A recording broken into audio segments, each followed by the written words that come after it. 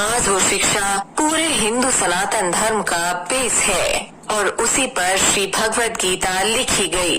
श्री कृष्ण के भक्त सिर्फ भारत में ही नहीं बल्कि दुनिया के हर कोने में मौजूद हैं। श्री कृष्ण ने बचपन में ऐसे ऐसे मिरेकल्स किए थे जिन्हें देखकर लोग दंग रह जाते थे और द्वारका ऐसे ही चमत्कारी श्री कृष्ण की नगरी थी। लेकिन कृष्ण का जन्म द्वारका से सैकड़ों किलोमीटर दूर मथुरा में हुआ था, जो आज उत्तर प्रदेश के बड़े धार्मिक जगहों में से एक माना जाता है। श्री कृष्ण के पैदा होने के पीछे की कहानी भी बहुत ही इंटरेस्टिंग है।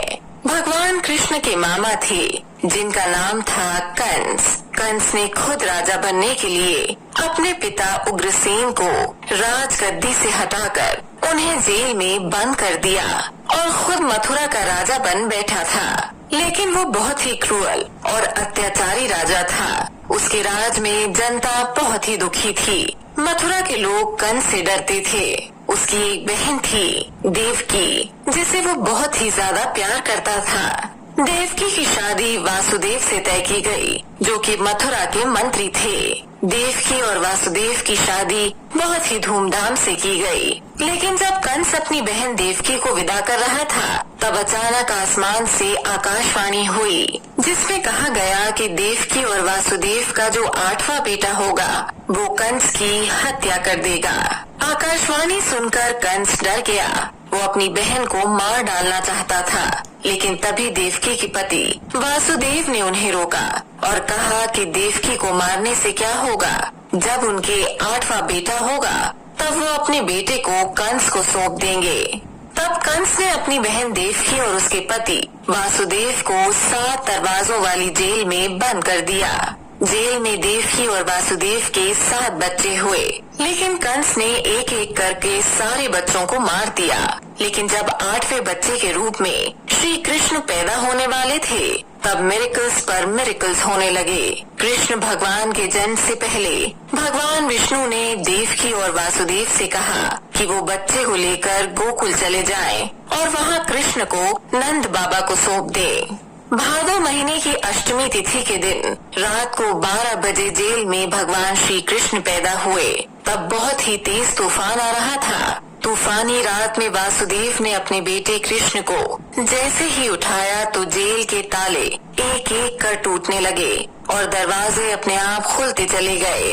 अचानक ही जेल के सभी पहरेदारों को नींद आ गई। तब वासुदेव ने भगवान विष्णु के कहने के मुताबिक श्री कृष्ण को एक टोकरी में लिया और उन्हें गोकुल की ओर लेकर निकल पड़े। आंधी और तूफान के बीच वासुदेव ने टोकरी को सिर पर रखकर यमुना नदी को पार किया। कहा जाता है कि जब वासुदेव यमुना नदी को पार कर रहे थे, तब बहुत बारिश हो रही थी। तब शेषनाग ने अपने फन चौड़े करके भगवान कृष्ण पर उसकी छाया बना दी और उन्हें बारिश से बचाया। रात में ही वासुदेव गोकुल में नंद बाबा के घर पहुँचे। ठीक उसी वक्त नंद बाबा के घर में एक बेटी का जन्म हुआ था, जो कि माँ दुर्गा का रूप थी। वासुदेव ने यहाँ पर दोनों बच्चों को बदल दिया और वासुदेव नंद बाबा की बेटी को लेकर वापस मथुरा आ गए। वासुदेव की जेल में अंदर जाते ही सब कुछ वैसा हो गया जैसे पहले था। कंस को जब बच्चे के पैदा होने की खबर मिली तो वो तुरंत जेल पहुँचा, जहाँ वासुदेव और देवकी ने उस बच्ची को कंस को सौंप दिया। कंस ने जैसे ही उस बच्ची को मारने के लिए तलवार उठाई तो बच्ची ने देवी का रूप ले लिया और कहा कि जिसे तू मारना चाहता है वो पैदा हो चुका है, अब उसी के हाथ से तेरी मौत होगी। ये सुनकर कंस घबरा गया। कंस ने गोकुल और वृंदावन में न्यूबॉर्न बेबीज को मारना शुरू कर दिया। श्री कृष्ण भगवान विष्णु का रूप थे। बचपन से ही श्री कृष्ण की लीलाएं ऐसी थी कि हर कोई दंग रह जाता था। जब कंस को ऐसे बच्चे के बारे में पता चला तो वो समझ गया कि यही वो बच्चा है जिसका जन्म उसे मारने के लिए हुआ है। तो उसने एक एक करके कान्हा को मारने के लिए राक्षसों को भेजना शुरू किया। सबसे पहले कंस ने कान्हा को मारने के लिए राक्षसी पूतना को भेजा। पूतना सुंदर औरत का भेष बनाकर गोकुल में नंद बाबा और यशोदा के घर पहुँची, जहाँ वो अपना जहर वाला दूध कृष्ण को पिलाकर मार देना चाहती थीं। लेकिन कृष्ण के चमत्कार तो महान थे। उन्होंने दूध पीते हुए पूतना को मार डाला। ये कृष्ण के जीवन का पहला चमत्कार था और इस वक्त कृष्ण महज 6 दिन के थे। उसके बाद कंस ने दूसरे राक्षस तृणावर्त को भेजा, जिसने साइक्लोन बनकर कृष्ण को मारने का प्लान बनाया। लेकिन यहाँ भी कंस अपनी प्लान में कामयाब नहीं हो पाया। कृष्ण ने तृणावर्त को भी मार दिया। तीसरी बार कंस ने बकासुर राक्षस को भेजा, जिसने बहुत बड़े बगुले का रूप लेकर कृष्ण को मारने की कोशिश की। उसने बगुला बनकर कृष्ण को निगल लिया। लेकिन कृष्ण को मारना इतना भी आसान नहीं था। वो खुद भगवान का अवतार थे। वो बगुले का पेट चीरकर बाहर निकल आए और वो राक्षस बकासुर भी मारा गया।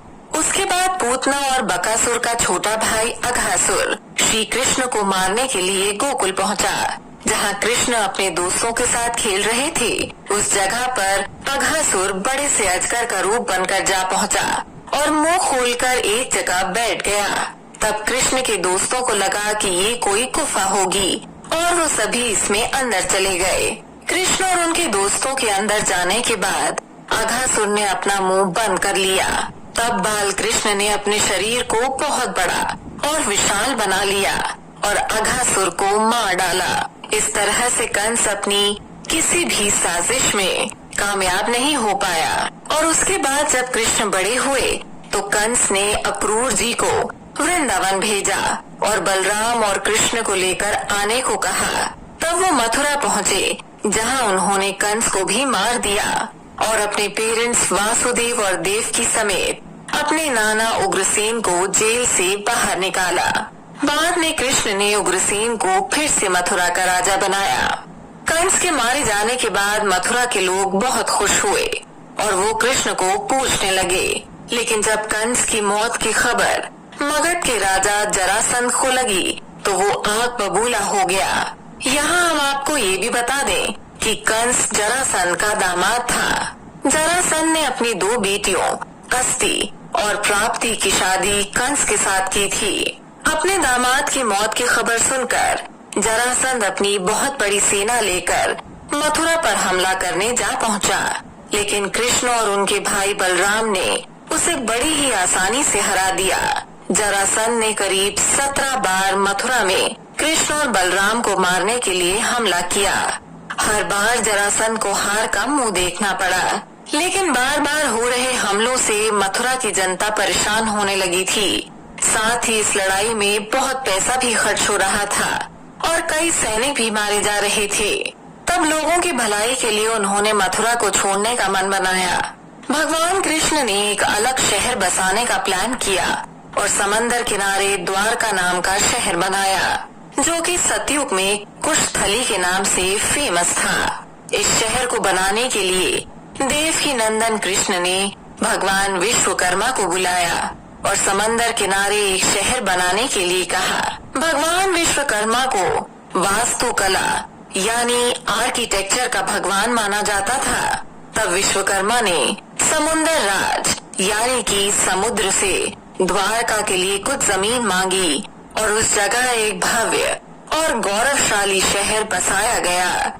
ये शहर भारत के 7 सबसे पुराने शहरों में से एक माना जाता है। इस राज्य में धन दौलत की कोई कमी नहीं थी। कहते हैं कि भगवान कुबेर का आशीर्वाद इस राज्य को मिला था, जिसकी वजह से यहाँ रहने वाला हर आदमी अमीर था। भगवान कृष्ण सभी मथुरा वासियों को द्वारका लेकर आए, लेकिन मथुरा से द्वारका तक पहुँचने में लोगों को कई परेशानियाँ झेलनी पड़ी। बड़ी बड़ी नदियाँ, घने जंगल और ऊंचे ऊंचे पहाड़ों को पार करते हुए मथुरा के लोग द्वारिका पहुँचे, जहाँ पर वासुदेव कृष्ण ने अपना राज्य स्थापित किया, जो कि आज पूरे गुजरात की शान है।